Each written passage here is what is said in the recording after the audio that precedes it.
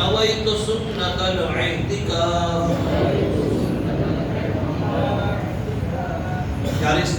جب کبھی مسجد میں داخل ہوا کرے تو یاد کر کے اپنا سیدھا قدم مسجد کی فرش پر رکھا کرے، اور جب کبھی واپس جانا تو یاد کر کے الٹا قدم مسجد کے باہر نکالا کرے. یہ ہمارے پیارے آقا رحمت والے مصطفیٰ صلی اللہ تعالیٰ علیہ وآلہ وسلم کی سنت مبارکہ ہے. جب مسجد میں داخل ہو جائیں تو استنجا وضو سے فارغ ہو کر جماعت خانے میں نفلی اعتکاف کی نیت ضرور کر لیا کریں. اس کا فائدہ یہ ہوگا، ہم جب تک مسجد میں بیٹھے رہیں گے اللہ پاک کے معصوم فرشتے ہمارے نامہ اعمال میں مسلسل نیکیاں لکھتے رہیں گے. اللہ پاک کے آخری نبی محمد عربی صلی اللہ تعالی علیہ وآلہ وسلم کا فرمان ہے، جس نے مجھ پر صبح و شام 10 بار درود پاک پڑھا اسے قیامت کے دن میری شفاعت مل کر رہے گی. صلو علی الحبیب صلی اللہ تعالی علی محمد صلی اللہ تعالی علیہ وآلہ وسلم. قیامت کے دن جب لوگ انبیاء کرام علیہ السلام کی خدمت میں شفاعت کا سوال کریں گے اور ان کی بارگاہ میں حاضر ہوں گے تو سارے نبی یہ فرمائیں گے، یعنی میرے علاوہ کسی اور کے پاس جاؤ. لیکن جب لوگ بارگاہ مصطفیٰ صلی اللہ تعالی علیہ وآلہ وسلم میں حاضر ہوں گے فرمائیں گے تو اس کا یعنی شفاعت کے لیے سرکار علیہ السلام فرمائیں گے میں ہوں. فرمان مصطفیٰ صلی اللہ تعالی علیہ وآلہ وسلم سچی نیت سب سے افضل عمل ہے. اے عاشقان رسول، ہر کام سے پہلے اچھی نیت کرنے کی عادت بنائیے. آئیے ہم بھی بیان سننے سے پہلے اچھی نیت کرتے ہیں کہ اللہ پاک کی رضا حاصل کرنے، ثواب کمانے کی نیت سے اول تا آخر بیان سنیں گے. جو کچھ سنیں گے اس پر عمل بھی کریں گے، مزید اسے دوسروں تک بھی پہنچائیں گے. میں بھی نیت کرتا ہوں کہ اللہ پاک کی رضا حاصل کرنے، ثواب کمانے کی نیت سے بیان کروں گا. توجہ کے ساتھ سنیے گا. بخاری شریف میں روایت ہے کہ ایک مرتبہ ایک صحابی رضی اللہ تعالی عنہ بارگاہ مصطفیٰ میں حاضر ہوئے اور حاضر ہو کر عرض کی، یا رسول اللہ صلی اللہ تعالی علیہ وآلہ وسلم، میرے بھائی کا پیٹ چل رہا ہے. پیٹ چل رہا ہے یعنی کیسی کمال کی بات ہے کہ صحابہ کرام علیہ رضوان کا مزاج دیکھیے کیسا نرالا تھا. بیمار ہو گئے تو ڈاکٹر کے پاس جانا نہیں، لیکن صحابہ کرام علیہ رضوان بارگاہ مصطفیٰ میں حاضر ہو جایا کرتے. آنکھ دکھ رہی ہے بارگاہ مصطفیٰ میں حاضر ہو جاتے. بازو کٹ گیا بارگاہ مصطفیٰ میں حاضر ہو گئے. پیٹ درد کر رہا ہے بارگاہ مصطفیٰ میں حاضر ہو گئے. قلب کے کوئی بھی مسئلہ بن جاتا صحابہ کرام علیہ رضوان بارگاہ مصطفیٰ میں حاضر ہو کر یہ اپنا مسئلہ پیش کیا کرتے. سیدی اعلیٰ حضرت رحمت اللہ تعالی نے فرماتے ہیں، اپنے دل کا ہے انہی سے آرام، اپنے دل کا ہے انہی سے آرام، سونپے ہیں اپنے انہی کو سب کام، لو لگی ہے کہ اس سے ڈر کے غلام، چارہ درد رضا کرتے ہیں. وضاحت، اپنے دل کو آرام مصطفیٰ در مصطفیٰ صلی اللہ تعالی علیہ وآلہ وسلم ہی سے ملتا ہے. ہم نے اپنے سارے کام محبوب آقا صلی اللہ تعالی علیہ وآلہ وسلم کے حوالے کر رکھے. بس یہی سے لو لگی ہے کہ اس در پاک کے غلام رضا کے دروں کو اور فرما دے. پھر ہم حدیث پاک سن رہے ہیں کہ صحابی رسول بارگاہ مصطفیٰ میں حاضر ہوئے اور اپنے بھائی کی بیماری کے متعلق عرض کی. محبوب کریم صلی اللہ تعالی علیہ وآلہ وسلم نے فرمایا اسے شہد پلا دو. صحابی رسول واپس گئے، بھائی کو شہد پلایا. توجہ کے ساتھ سنیے گا. بظاہر مسئلہ حل ہونے کی بجائے مزید بڑھ گیا، طبیعت اور زیادہ خراب ہو گئی، یعنی پہلے سے بھی زیادہ دست آنے شروع ہو گئے. پھر حاضر ہوئے. مکی مدنی مصطفیٰ صلی اللہ تعالی علیہ وآلہ وسلم نے پھر فرمایا اسے شہد پلاؤ. واپس آ گئے، دوبارہ شہد پلایا. مسئلہ اور بھی بڑھ گیا، مرد میں اضافہ ہو گیا، تیسری بار حاضر ہوئے، پھر عرض پیش کی، پھر ہی ارشاد فرمایا اسے شہد پلاؤ، واپس آ گئے اور اسے شہد پلایا، مسئلہ اور بھی بڑھ گیا، طبیعت اور زیادہ خراب ہو گئی، چوتھی بار پھر حاضر ہوئے، درخواست پیش کی، فرمایا اللہ پاک سچا، تیرا بھائی کا پیٹ جھوٹا ہے، یعنی اللہ پاک نے قرآن کریم میں فرما دیا ہے کہ شہد میں شفا ہے، قصور ہمارا دوا کا نہیں بلکہ تمہارے بھائی کا پیٹ بیمار ہے، اب کی بار پھر جاؤ اور اسے شہد پلاؤ، اب وہ صحابی دوبارہ واپس آ گئے اور شہد پلایا تو بھائی کو آرام ہو گیا۔ یہ لا دوا ہے مرد ہمارا، طبیب کیوں کریں گے چارہ، علاج میرا کریں گے آقا، طبیب بھی ہے حکیم بھی ہے۔ بارگاہ مصطفیٰ صلی اللہ تعالیٰ علیہ وسلم میں ہم بھی عرض پیش کرتے ہیں، وضاحت اے شہنشاہ مدینہ صلی اللہ تعالیٰ علیہ وآلہ وسلم مجھ بے کس کو نواز دیجئے، آپ طبیب بھی ہیں، کچھ علاج فرما دیجئے، میں گناہوں کا مریض ہوں، یا رسول اللہ صلی اللہ علیہ وسلم میری مدد فرما دیجئے، اے رب کے حبیب آؤ، اے میرے طبیب آؤ، اچھا یہ گناہوں کا بیمار نہیں ہوتا۔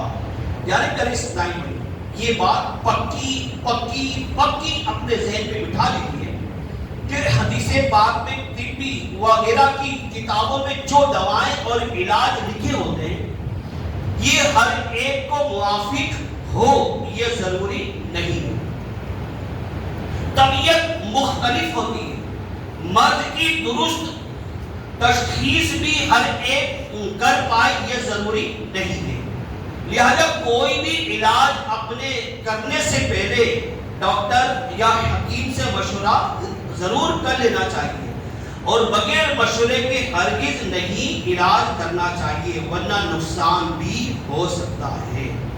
یار اسلامی بھائی ہم نے حدیث پاک سنی کہ صحابی رسول نے 3 مرتبہ یہ اپنے بھائی کو شہد پلایا مگر مرض کم ہونے کی بجائے بڑھتا ہی چلا گیا، اور آخری مرتبہ شہد پلایا تو مرض ٹھیک ہو گیا۔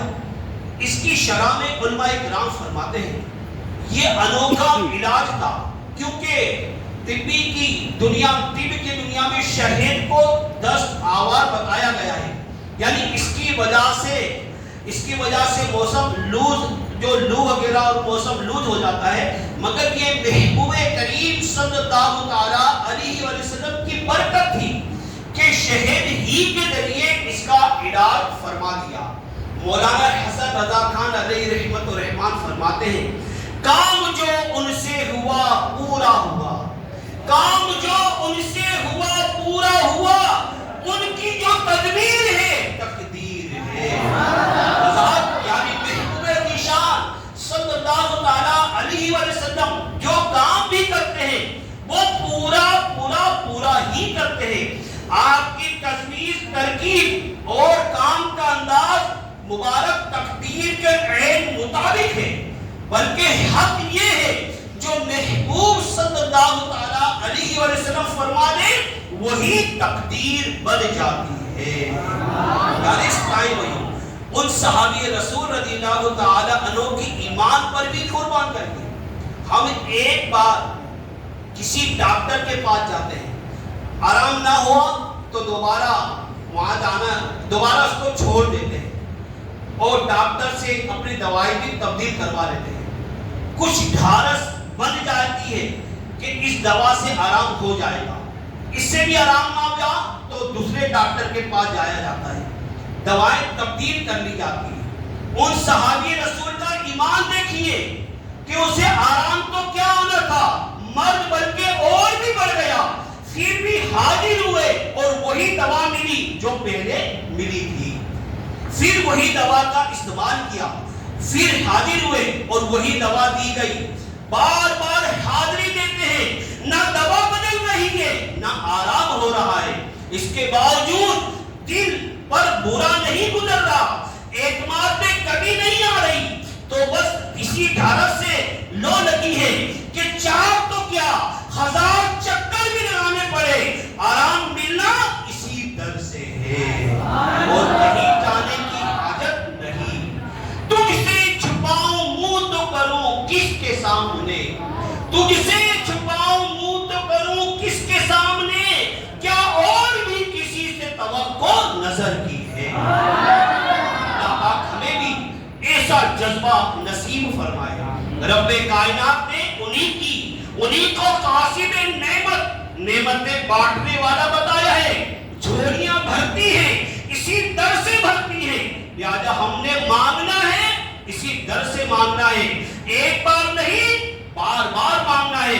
خدا نہ خواستہ ایسا ہوتا تو نہیں، پھر بھی اللہ نہ کرے سوال رب بھی کر دیا جائے، تب بھی نہیں پڑے رہنا ہے، نہیں مانگتے چلے جانا ہے اور مانگتے چلے جانا، انشاءاللہ الکریم جھولی بھر جائے گی اور ایسی بھرے گی کہ کوئی کمی باقی نہیں رہے گی۔ مانگیں گے مانگے جائیں گے منہ مانگی پائیں گے، مانگیں گے مانگے جائیں گے منہ مانگی پائیں گے، سرکار میں نہ لاہے نہ حاجت اگر کی ہے۔ شہد اللہ پاک کی بہت بڑی نعمت ہے، اور شہد کی مکھی جو شہد بناتی ہے یہ بھی اللہ پاک کی عظیم ترین نعمت ہے۔ قرآن کریم میں اللہ کریم ارشاد فرماتا ہے، ترجمہ کنز العرفان، آئیے ترجمہ کنز العرفان توجہ کے ساتھ سنیے گا۔ پیارے اور محترم اسلامی بھائیوں، جب کبھی قرآن پاک کی آیت کریمہ پڑھنے یا سننے کی سعادت حاصل ہو جائے تو خوب توجہ کے ساتھ سننی چاہیے، بالخصوص جو سننے کے لیے جمع ہے انہیں تو توجہ کے ساتھ سننا ضروری ہوتا ہے۔ آئیے ہم اس آیت کریمہ جو اللہ کریم قرآن پاک میں ارشاد فرماتا ہے اس کا ترجمہ سنتے ہیں۔ اور اگر تم اللہ کی نعمتیں گنو تو انہیں شمار نہیں کر سکو گے۔ یہ آیت کریمہ آپ نے پہلے بھی کئی بار اس کا ترجمہ سنا ہوگا، مگر مسئلہ یہ ہے کہ ہماری سوچ بہت محدود ہے، ایک لیمٹ ہے ہماری سوچ کی کہ بس ہم تھوڑی سی سوچ کر بیٹھ جاتے ہیں۔ ہم جب یہ آیت کریمہ سنیں یا اس بات پر غور کریں کہ اللہ کریم کی نعمتیں بے شمار ہیں، ان کی ہم گنتی نہیں کر سکتے، تو ہماری نگاہیں صرف اپنی ذات تک محدود رہ جاتی ہیں۔ ہم صرف یہ سوچنے لگتے ہیں کہ اللہ پاک نے ہمیں مال دیا ہے، اللہ پاک نے عزت دی، شہرت دی، دکان دیا، کاروبار دیا، کان دیے، ہاتھ دیے، پیر دیے، بیوی بچے دیے، سارے اللہ پاک کی یہ ساری نعمتیں، اور جسم کے اندر ایک بڑا اعصابی نظام دیا ہوا ہے جو کھانے وغیرہ کو ہضم کرتا ہے، ہمارا خون کی دوران ہوتی ہے، ہاضمہ ہمارا درست ہوتا ہے، زمین اللہ نے بنائی، آسمان اللہ نے بنایا، ہم بس اس طرح کی باتیں سوچ کر رہ جاتے ہیں۔ یقیناً پیارے اسلامی بھائی، یہ بھی اللہ پاک کی بڑی نعمتیں ہیں، اور یہ بھی اتنی زیادہ ہیں کہ ہم گنتی نہیں کر سکتے، مگر اللہ پاک کی نعمتیں صرف یہ نہیں ہیں کہ نعمتیں پوری کائنات میں پھیلی ہوئی ہیں، چھوٹے سے چھوٹے ذرے، کیڑے مکوڑے، مختلف قسم کے بے کڑیے جنہیں انسانی آنکھ سے دیکھا نہیں جا سکتا، یہ سب ہمارے لیے نعمت ہے۔ اللہ پاک نے ایک ذرہ بھی فضول پیدا نہیں فرمایا، اور جو کچھ بنایا ہے ہم انسانوں کے فائدے کے لیے بنایا۔ اس پوری کائنات کا مرکز انسان ہے، ہر چیز کسی نہ کسی حوالے سے ہمارے لیے فائدے مند ہی ہے، اور ہمارے لیے فائدہ ہی ہمیں پہنچا رہی ہے۔ اللہ پاک قرآن پاک میں ارشاد فرماتا ہے، ترجمہ کنز العرفان، وہی ہے جس نے جو کچھ زمین میں ہے سب تمہارے لیے بنایا۔ یعنی اللہ پاک وہی ہے کہ جس نے زمین بھی پیدا کی، اور زمین میں جو کچھ ہے وہ سب بھی پیدا فرمایا، اور پیدا کس کے لیے کیا؟ تمہارے فائدے کے لیے۔ پیارے اور محترم اسلامی بھائیوں، 20 مئی، آج 22 تاریخ ہے، 20 مئی کو عالمی سطح پر شہد کے مکھیوں کا دن منایا جاتا ہے۔ شہد کی مکھی عام پائی جاتی ہے، سب نے دیکھی ہوگی کہ شہد بھی کھایا جاتا ہے، اور یہ بھی اللہ پاک کی بہت بڑی نعمت ہے۔ سائنسدانوں کا کہنا ہے کہ اگر دنیا سے شہد کی مکھیاں ختم ہو جائے تو کم و بیش 4 سال کے عرصے میں انسانی نسل ختم ہو سکتی ہے۔ 4 سال میں انسانی نسل ختم ہو سکتی ہے، یعنی ہماری زندگیاں اتنی شدت کے ساتھ شہد کی مکھی کے ساتھ جڑی ہوئی ہے کہ اگر شہد کی مکھی ختم ہو جائے تو انسانی نسل بھی خاتمے کی طرف تیزی کے ساتھ بڑھ سکتی ہے۔ اس کی وجہ یہ ہے، یہ پودوں میں پولیٹیشن پیدا کرتی ہے، یعنی مکھیاں یا تتلیاں جب ایک پودے پر بیٹھتی ہیں تو ان کے پیروں کے ساتھ کچھ خاص قسم کے ذرات بھی لگ جاتے ہیں۔ پھر جب یہ اڑ کر دوسرے پودے پر بیٹھتی ہے تو وہ ذرات وہاں بھی منتقل ہو جاتے ہیں۔ یوں ہی پودوں کی افزائش ہوتی، ان کی نسل بڑھتی۔ عالمی ادارے خوراک کے مطابق دنیا میں پودوں کی 80% پیداوار کا ذریعہ شہد کی مکھیاں اور تتلیاں بنتی ہیں۔ اگر شہد کی مکھیاں اور تتلیاں نہ رہیں تو مختلف سبزیوں، تیل کے بیجوں، بادام، اخروٹ، ٹماٹر اور سیب وغیرہ کی پیداوار کو سخت ترین نقصان پہنچ سکتا ہے۔ یوں ہی انسانی صحت کے لیے ضروری خوراک مہیا نہیں ہو سکتی۔ افسوسناک صورت یہ ہے کہ کلائمیٹ چینج ہوتا جا رہا ہے، یعنی دنیا بھر میں بڑی موسمیاتی تبدیلیاں آ رہی ہیں۔ پھر سبزیوں، پھلوں اور پودوں وغیرہ پر زہریلی ادویات چھڑک دی جاتی ہیں، جنگلات کاٹے جا رہے ہیں۔ اس کی وجہ سے شہد کی مکھیوں کی نسل کم ہوتی جا رہی ہے۔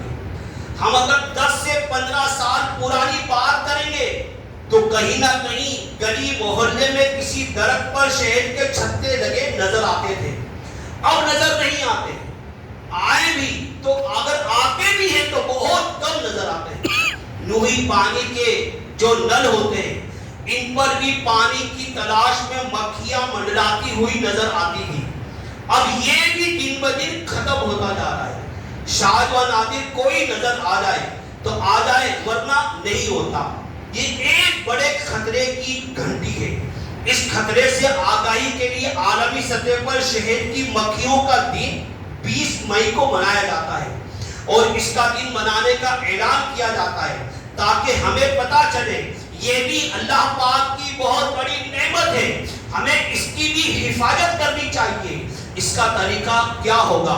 ہم پودے لگائیں، درخت بنائیں، کلائمیٹ چینج پر کسی حد تک قابو پائیں تاکہ شہد کی مکھیاں، ننھی ننھی تتلیاں اور مختلف کیڑے مکوڑوں کی نسل بڑھے، اور ان کے ذریعے ہمارا بھی تحفظ ہو سکے گا، اور اللہ پاک ہمیں عمل کی توفیق نصیب فرمائے۔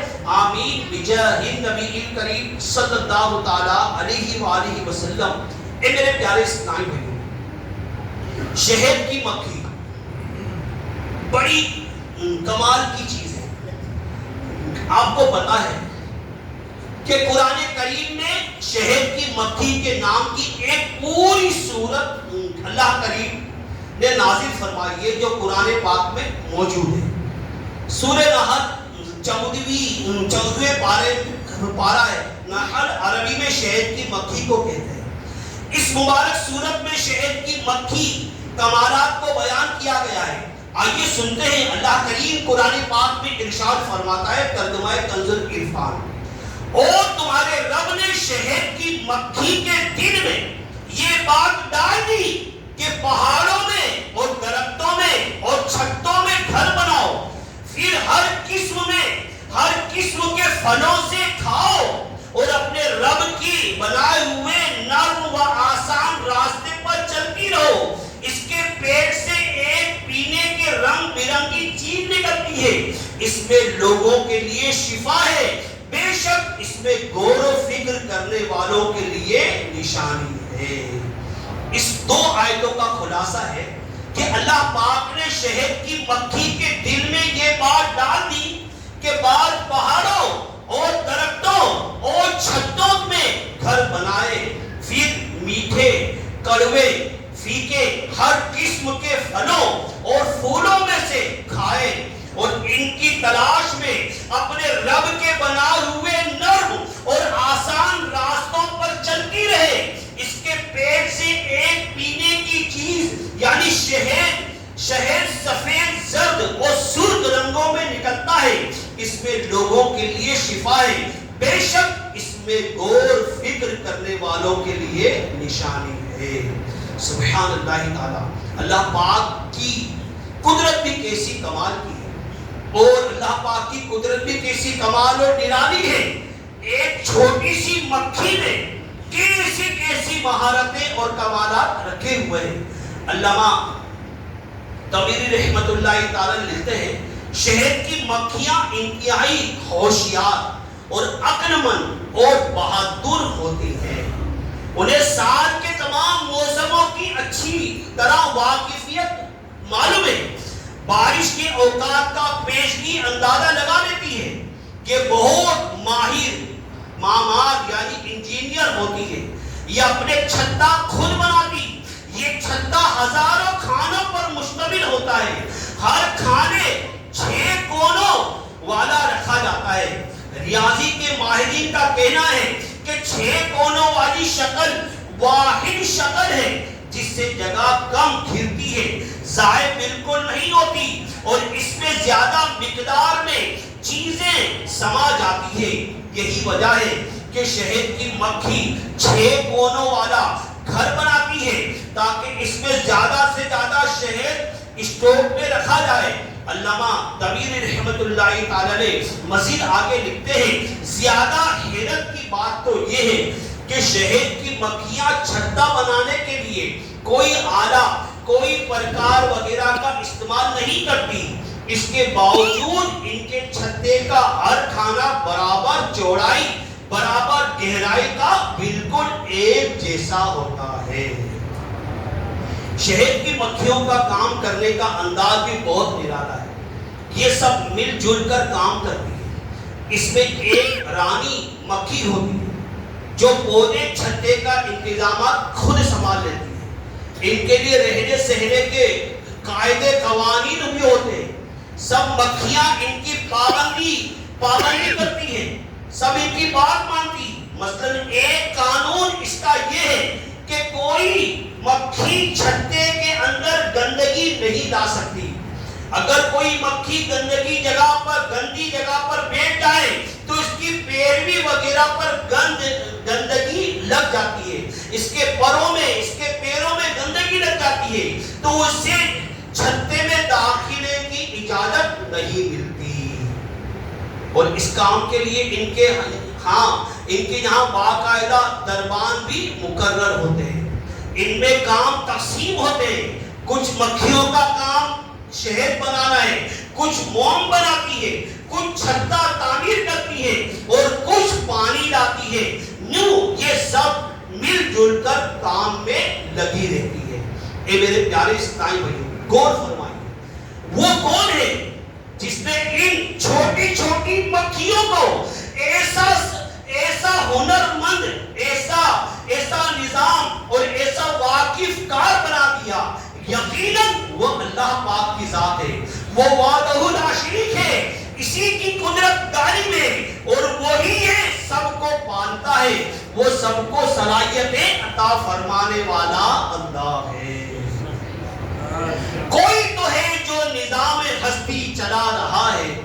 کوئی تو ہے جو نظام ہستی چلا رہا ہے. وہی خدا ہے.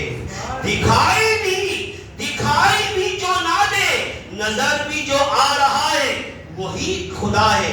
کسی کو تاج وقار بخشے کسی کو ذلت کے گار بخشے. جو سب کے ماتھے پر مہر قدرت لگا رہا ہے وہی خدا ہے.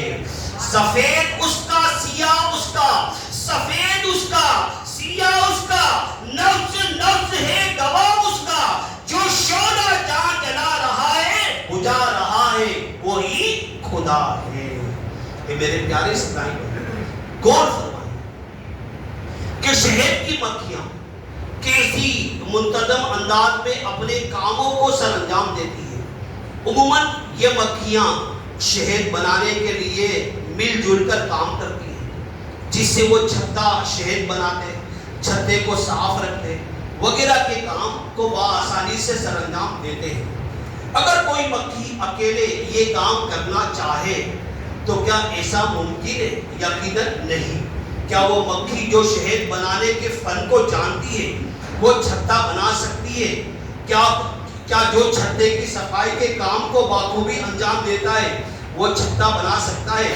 گویا اپنے ذمہ دار کی بات مانتے ہوئے کاموں کو آپس میں تقسیم کرنا، پھر جس کے دل میں جو کام لگا رہا ہے، جو کام آ رہا ہے، اس کو اچھے انداز پر انجام دینا ہے۔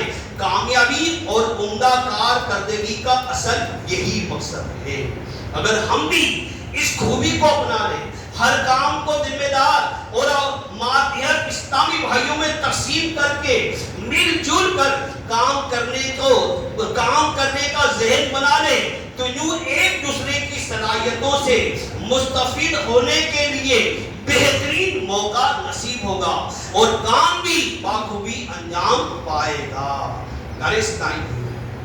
ہم نے آیت کریمہ سنی، اللہ پاک نے شہد کی مکھی کو 3 باتوں کا حکم دیا ہے۔ پہلا حکم کیا دیا؟ کہ پہاڑوں میں اور درختوں میں اور چھتوں میں گھر بناؤ۔ یہ اللہ پاک نے مکھیوں کو حکم دیا، یعنی ان مکھیوں کو حکم ہے کہ اپنا گھر صرف پہاڑوں میں بنانا ہے یا پھر درختوں یا چھتوں میں بنانا ہے۔ دوسرا حکم جو اللہ پاک نے ارشاد فرمایا مکھیوں کو، ترجمہ کنز العرفان، پھر ہر قسم کے پھلوں میں سے کھاؤ، یعنی پھلوں اور پھولوں کا رس چوسنا ہے، گندی چیزیں نہیں کھانی۔ تیسرا حکم جو اللہ پاک نے ارشاد فرمایا، ترجمہ کنز العرفان، اور رب کے بنائے ہوئے نرم و آسان راستوں پر چلتی رہو، یعنی وہ راستے جن کا الہام کر دیا گیا ہے، صرف انہی راستوں پر چلنا ہے۔ شہد کی مکھی کو یہ 3 کام دیے گئے۔ قربان جائیے، شہد کی مکھی اپنے رب کریم کی ایسی فرما بردار ہے کہ ان تینوں حکم پر پوری کھری اتر رہی ہے۔ ان کے گھر دیکھ لیں، پہاڑوں میں، درختوں میں اور چھتوں پر ہی نظر آتے ہیں، اس کے علاوہ کہیں نظر نہیں آتے۔ بلکہ علامہ دمیری رحمت اللہ تعالی نے لکھا ہے کہ اللہ پاک نے گھر بنانے کے لیے انہیں 3 جگہیں بتائیے، پہلا پہاڑ، دوسرا درخت، تیسرا مختلف چھتے۔ یہ تینوں مقامات اس ترتیب سے بتائے گئے تو شہد کی مکھیاں اس ترتیب کا بھی خیال رکھتی ہے۔ سب سے پہلے پہاڑوں پر گھر بنانے کا کہا گیا، لہذا ان کا زیادہ تر گھر پہاڑوں پر ہی ہوتا ہے۔ درختوں کا ذکر دوسرے نمبر پر کیا گیا تو لہذا پہاڑوں کے بعد زیادہ تر ان کے گھر درختوں پر ہوتے۔ آخر میں لوگوں کی آبادی میں مختلف چھتوں پر گھر بنانے کا کہا گیا، لہذا ان جگہوں پر سب سے کم چھتے نظر آتے ہیں۔ یعنی یہ ایسی فرما بردار ہے کہ حکم ماننا تو الگ بات، حکم فرمانے میں جو ترتیب ارشاد فرمائی گئی، شہد کی مکھیوں نے اس ترتیب کا بھی پورا خیال رکھا ہے۔ پھر انہیں کہا